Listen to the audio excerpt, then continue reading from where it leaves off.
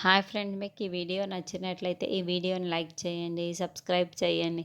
విశాల్ హాల్లో కూర్చొని ఉంటే విక్రాంత్, పావనమూర్తి, తిలోత్తమ అందరూ హాల్లోనే ఉంటారు. అయితే నైని అక్కడ ఉండదు. సుమన, హాసిని కూడా ఉంటారు.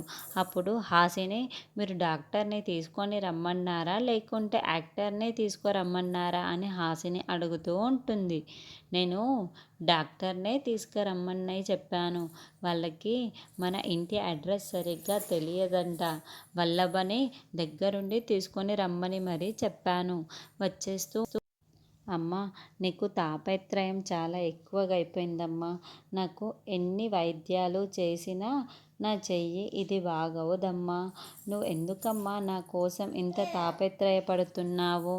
బాబుగారి చెయ్యి కోసం ఈ ఏర్పాట్లు, డాక్టర్ని తీసుకొని రావటం అన్నీ అవసరమా అని విశాల్ అంటాడు.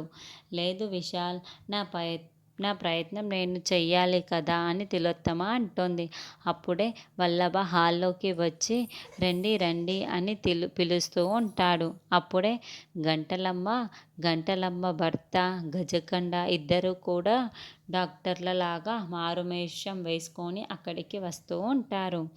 గజకండనేమో డాక్టర్లాగా, గంటలమ్మ ఏమో నర్సులాగా వేషం వేసుకొని లోపలికి వస్తూ ఉంటుంది. లోపలికి వల్లభ రండి రండి అని హాల్లో కూర్చోబెడుతూ ఉంటాడు. డాక్టర్, మా విశాల్ చెయ్యికి తేలు కుట్టింది. అప్పటి నుంచి ఆ చెయ్యి పని చేయట్లేదు. మీరే ఏదో ఒక విధంగా బాగు చెయ్యండి అని తిలోత్తమ చెబుతూ ఉంటుంది. డాక్టర్, మన దగ్గర సౌత్ ఆఫ్రికా ఇంజెక్షన్ ఉంది కదా, అది యూజ్ చేస్తే అని నర్సుగా ఉన్న గంటలమ్మ చెప్తూ ఉంటుంది.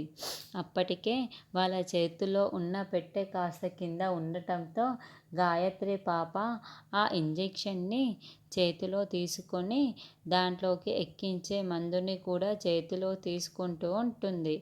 అప్పుడే హాసిని గాయత్రి పాపని గమనిస్తూ ఉంటుంది. మరి గంటలమ్మ, గజకండ ప్లాన్ని గాయత్రి పాప ఏ విధంగా తిప్పికొడుతుందన్నది నెక్స్ట్ ఎపిసోడ్లో చూద్దాము.